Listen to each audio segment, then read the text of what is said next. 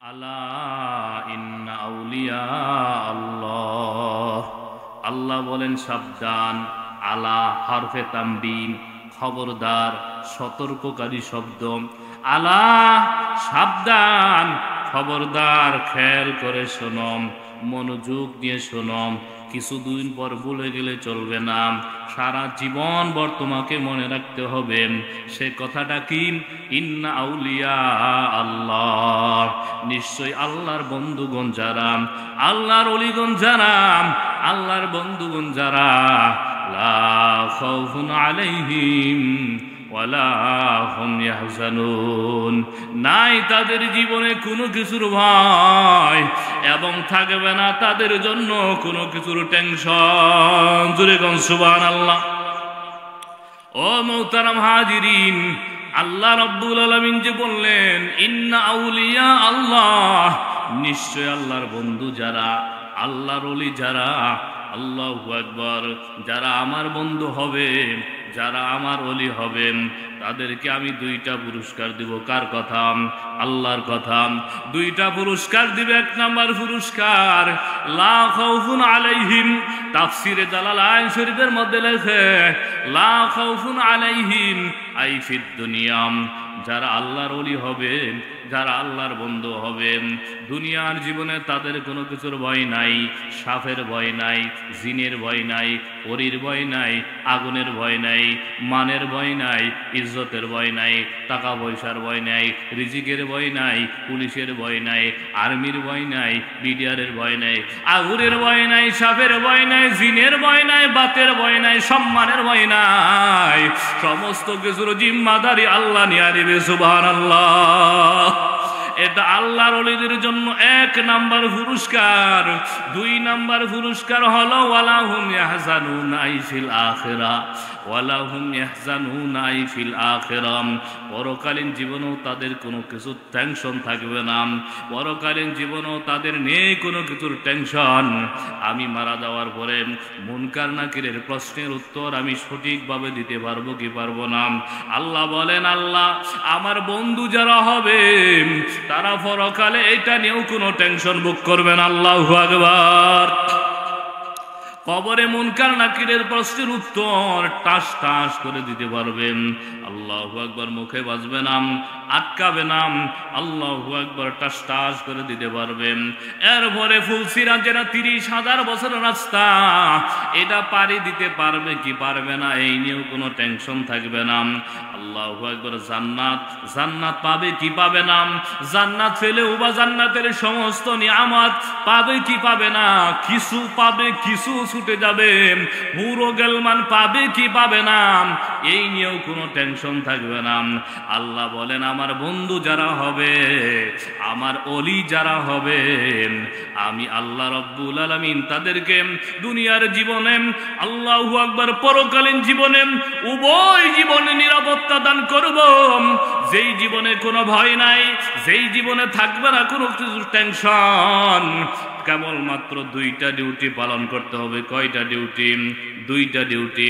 আল্লাহ রাব্বুল আলামিন বলেন ডিউটিগুলো কি? ডিউটিগুলো হলো আল্লাযীনা আমানু ওয়া কানু ইয়াত্তাকুন। সুবহানাল্লাহ। আল্লাহ রাব্বুল আলামিন বলেন আমার বন্ধু যদি তোমরা হতে চাও, আমার ওলি যদি কেউ হতে চাও, তাহলে তোমাকে দুইটা ডিউটি পালন করতে হবে। কয়টা? দুইটা ডিউটি পালন করতে হবে। এক নাম্বার ডিউটি হলো আল্লাযীনা আমানু, ঈমানের ডিউটি। পাকাপোক্ত ঈমানের অধিকারী হতে হবে। সীসা ডালা প্রাচীরের মতো ঈমানের অধিকারী হতে হবে। কুহে তাল্লাক না তাল্লাক ফকির, কোহে তাল্লাক না তাল্লাক ফকির। পাহাড় লড়ে যাবে, পাহাড় লড়ে যাবে, দুনিয়া উলট পালট হয়ে যাবে, কিয়ামত হয়ে যাবে, এরপরও ঈমান থেকে এক বিন্দু পরিমাণ পিছপা হওয়া যাবে না। ঠিক কিনা? ঠিক কিনা মুসলমান? আল্লাহ বলেন দুইটা ডিউটি পালন করিও, আমি আল্লাহ রাব্বুল আলামিন তোমাকে বন্ধু হিসাবে ঘোষণা করব। এক নাম্বার ডিউটি আল্লাযীনা আমানু, এক নাম্বার ঈমানের ডিউটি। সারা দুনিয়া থেকে সব কিছু থেকে আস্থা বিশ্বাস উঠাই নিবা, কেবলমাত্র শুধুই মাত্র আমি আল্লাহর উপর আস্থা জমাইবাম। আর বলবা শামসু কমর সুরখে জমিন আঞ্জুম আখতার দস্ত জিব্বল ওয়াদি ও সাহারা ও সমন্দর মৌরা মালখ দামদরু তৈর কবুতার শাম শহর जुल्मत जो अहमर वस्फार गुलजार गुलो बुर्ग शजर किसने बनाया, गुलजार गुलो बुर्ग शजर किसने बनाया, तालिब मायूसी का हो ये सब जिसने बनाया, तालिब मायूसी का हो ये सब जिसने बनाया। आसमाনের দিকে তাকাও, জমিনের দিকে তাকাও, পাহাড় পর্বতের দিকে তাকাও, এগুলো তাকাইয়া তাকাইয়া সৃষ্টিকে জিজ্ঞাসা করো, এর সৃষ্টি তোর স্রষ্টার পরিচয় দে, স্রষ্টার পরিচয় দে। তুমি যদি আসমানকে জিজ্ঞাসা করো, এর আসমান তোরে কে বানাইলো? দুনিয়াতে একটা ছোট্ট ঘর দিলেও কতগুলো খুঁটি লাগে, কতগুলো খাম্বার প্রয়োজন হয়, কিন্তু এত বিশাল বড় আকাশ আমার মাওলাই বানাইছে, কোনো খুঁটি পিলারের প্রয়োজন হয় না, ঠিক কিনা? মোহতারাম হাজিরিন, যদি সাগর পারে যাও, সাগর পারে গিয়ে যদি সাগরকে প্রশ্ন করি, রে সাগর তোর বুকে কে এনে দেই তরঙ্গ, তোর বুকে কে এনে দেই ঢেউ, এর সাগর তোর মালিকের পরিচয় দে, তোর মালিকের পরিচয় দে। সাগর বলবে আমার আল্লাহ আমাকে এগুলো দে। কথা বলো ঠিকই না? এই জন্য আল্লাহ বলেন এক নাম্বার ডিউটি আল্লাযীনা আমানু, এক নাম্বার ডিউটি হলো ঈমানের ডিউটি। বাজান আমল আছে কিন্তু ঈমান নাই, এই আমলের কোনো দাম নাই। কথা বলেন ঠিক কি না? আমি আর আপনি হাজার হাজার নেক কাজ করতেছি, মসজিদ মাদ্রাসায় দান করতেছি, হাজার হাজার টাকা পয়সা আল্লাহর রাস্তায় খরচ করতেছি, কিন্তু ঈমান নাই, ঈমান নাই। এই দানের 2 পয়সা কোনো লাভ নাই। কথা বলেন ঠিক কি না? দেখবেন আমার হিন্দু ভাইয়েরা মসজিদেও দান করে, মাদ্রাসাও দান করেন, মুসলমান সবার জন্য যদি কেউ টাকা পয়সা চায়, দেখবেন হিন্দুরাও টাকা বের করে, পকেট থেকে টাকা বের করে দেয়, দান সবার জন্য 10টা টাকা দিলাম, 20টা টাকা দিলাম, 100 টাকা দিলাম, দিয়া দেন। আল্লাহু আকবার। কিন্তু 2 পয়সার কোনো লাভ হবে না, কারণ ঈমান নাই।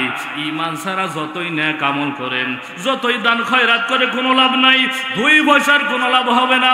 এই জন্য ঈমান বড় দৌলত, এটা বড় দামি দৌলত বাজান। ঈমান ঈমান ঈমান এটা বড় দামি। জান্নাতে উড়াই তো যাবে যাদের ঈমান থাকবে, ঈমানের সাথে সাথে আমল থাকবে। কথা বলেন ঠিক কিনা? ওরাই হবে জান্নাতি। ঈমানের দাম কত দেখেন। আল্লাহু আকবার।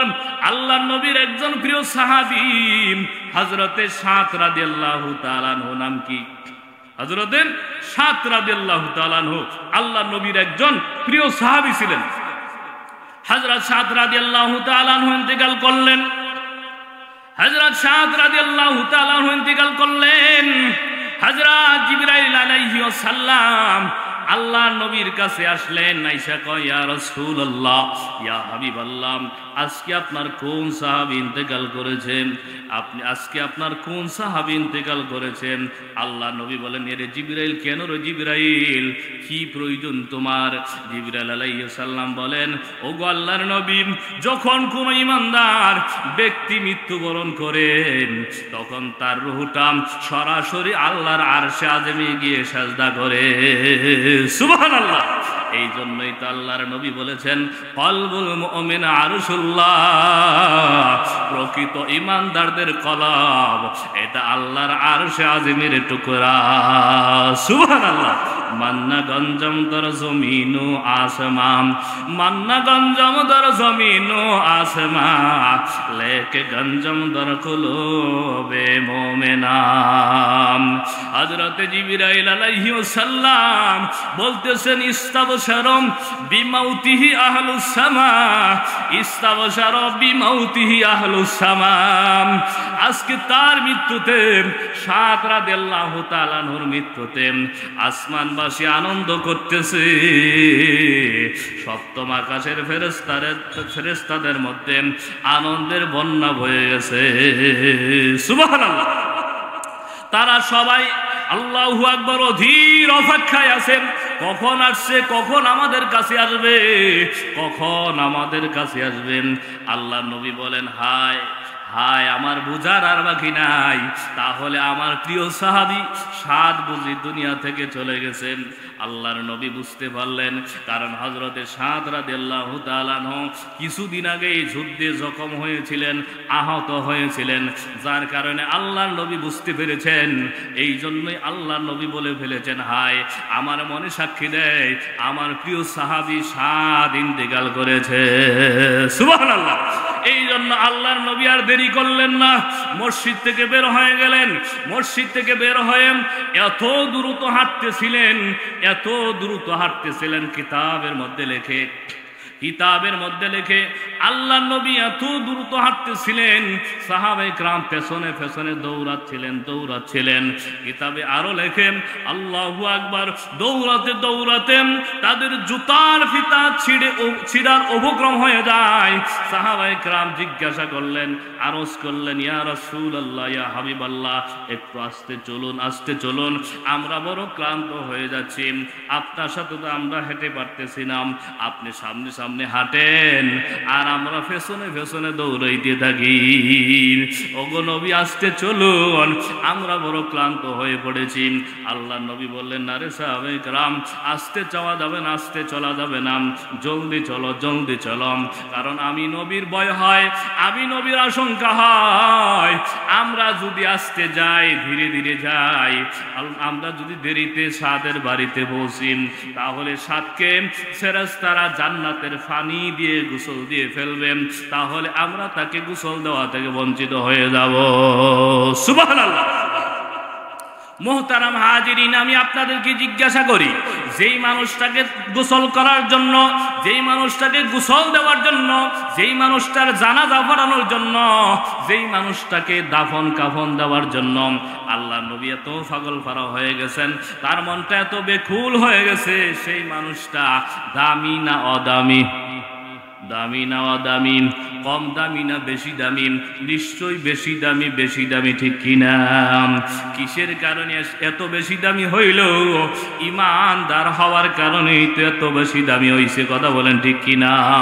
সাহাবায়ে কেরাম আল্লাহর নবীর পেছনে পেছনে ছুটতেছে, আল্লাহর নবী সামনে সামনে হাঁটেন, সাহাবায়ে কেরাম পেছনে পেছনে দৌড়াইতে থাকেন।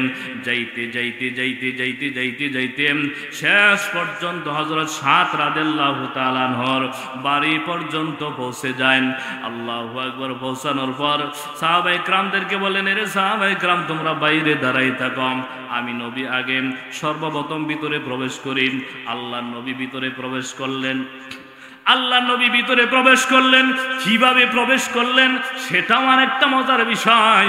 এই যে আমি আপনাদের সামনে বসে বসে কথা বলতেছি, আমার সামনে মনে করেন অনেক লোক বসা আছেন।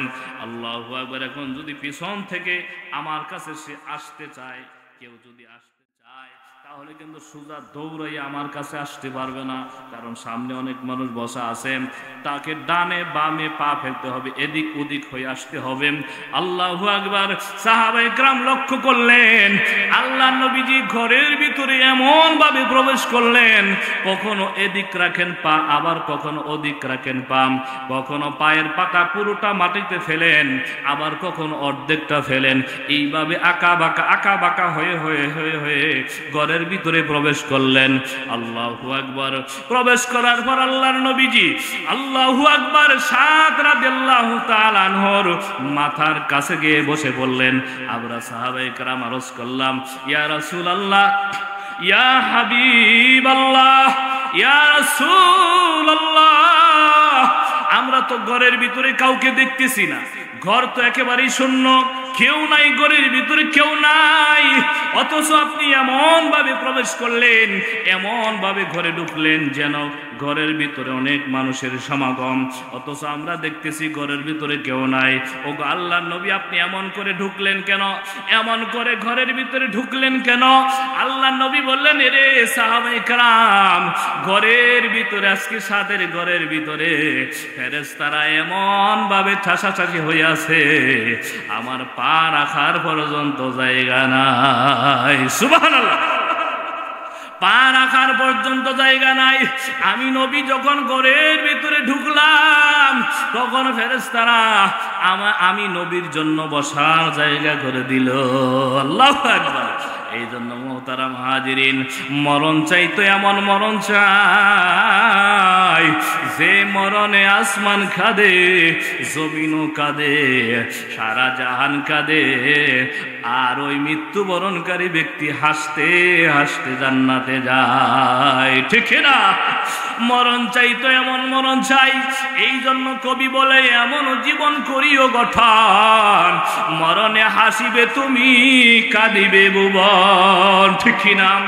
এই জন্য আল্লাহ রব্বুল আলামিন বলেন, যদি কেউ আমি আল্লাহর বন্ধু হতে চাও, আমি আল্লাহর ওলি যদি কেউ হতে চাও, দুইটা ডিউটি তোমাকে পালন করতে হবে। এক নাম্বার হলো আল্লাযীনা আমানু, এক নাম্বার হলো ঈমানের ডিউটি, ঈমানের ডিউটি তুমি পালন করবা। দুই নাম্বার হলো আল্লাযীনা আমানু ওয়া কানু ইয়াত্তাকুন, দুই নাম্বার হলো তাকওয়ার ডিউটি। তাকওয়া, তাকওয়া মানে কি? তাকওয়া মানে ভয় করা। তাকওয়া মানে কি? তাকওয়া মানে ভয় করা। ভয় করা মানে কি? ভয় করা, ভয় করা মানে আল্লাহকে ভয় করা। আল্লাহকে দিনের বেলায় যেমনে ভয় পাই, দিনের বেলায় কিন্তু সহজে চোর চুরি করতে পারে না। ঠিক কিনা?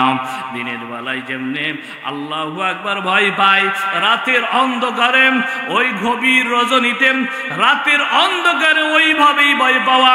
আল্লাহকে দর্শনের সামনে যেইভাবে ভয় পাই, ওই একাকী নির্জনে কম্বলের নিচে শুয়ে শুয়েও আল্লাহকে ওইভাবেই ভয় করা। এইভাবে ভয় করার নাম হলো তাকওয়া। তাকওয়া মানে ভয় করা। ঠিক কিনা?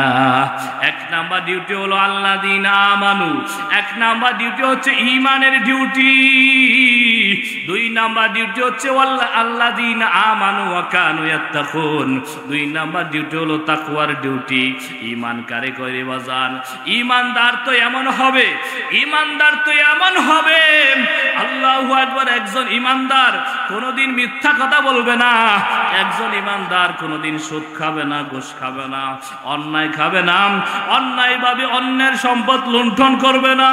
একজন ঈমানদার এমন হবে মুসলমান, একজন ঈমানদার যদি রাস্তা দিয়েও হেঁটে যায়, আল্লাহু আকবার, বনের পশু পাখি পর্যন্ত সালাম দেয়, সালাম দেয়, সালাম দেয়। এই জন্য মুসলমান ঈমানদার হওয়া চাই।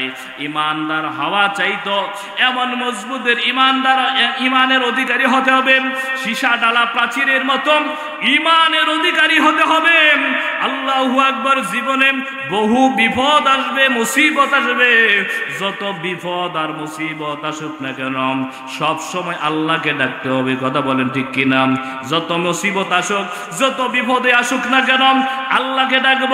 সন্তান নাই, সন্তানের জন্য আল্লাহর কাছে বলবো, আল্লাহু আকবার, মুসিবতে পড়ছি, মুসিবতে পড়ে আল্লাহকে ডাকব। কারণ আল্লাহ দেয়, আল্লাহ নেয়। আল্লাহ যদি না দেয় কোনো দিন কেউ দিতে পারে না। ঠিক কিনা?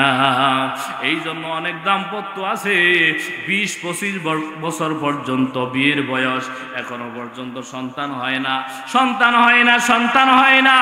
এই জন্য বিভিন্ন দরগা, বিভিন্ন দুর্গা, কোন পীর বাবা, কোন বন্ড বাবা, কোন মাজারে, কোন বাজারে ঘুরে ঘুরে কোনো লাভ আসেনি। মাজারে মাজারে বাতাসা খাওয়াইলে, অমুক মাজারে মান্নত করলে, অমুক মাজারে ছাগল নিয়ে গেলে, অমুক বাজারে অমুক দুর্গায় আল্লাহু আকবার গরু নিয়ে গেলে, অমুক দরবারে সিন্নি মানলে, বাতাসা মানলে এই সন্তান পাওয়া যাবে নি। কারণ সন্তান দেয় কে? কে সন্তান দেয়? আল্লাহ বলেন, আমি দিলেই সন্তান হয়, না দিলে কোনোদিন সন্তান হবে না। আমি আল্লাহ যদি চাই তাহলে সন্তান হবে, আর আমি আল্লাহ যদি না চাই কোনোদিন সন্তান হবে না, ঠিক কিনা? ও মোহতারাম হাজিরিন, আমাদের আল্লাহ তো এমন আল্লাহ, আল্লাহর কাছে চাইতে দেরি হবে কিন্তু পাইতে দেরি হবে না। কিন্তু আমরা তো চাওয়ার মতো চাইতে পারি না, চাওয়ার মতো চাইতে পারি না।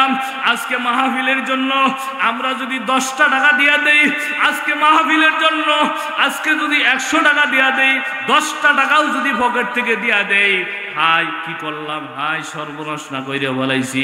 100 টাকার মধ্যে 10টা টাকা না গেলে চলে গেল, এখন না আমার কাছে 90টা টাকা আছে, হাই আমি এটা কি করলাম।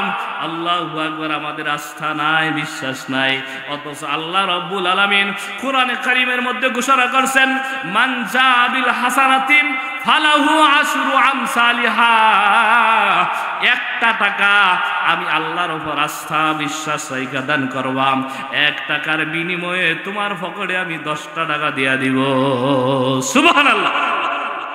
তুমি 100 টাকা দিবাম, আমি আল্লাহ রাব্বুল আলামিনের ওয়াদা তোমার ফখরের মধ্যে আমি 10 গুণ বৃদ্ধি করে দিব, তোমার টাকা আমি 10 গুণ বাড়ায় দিব।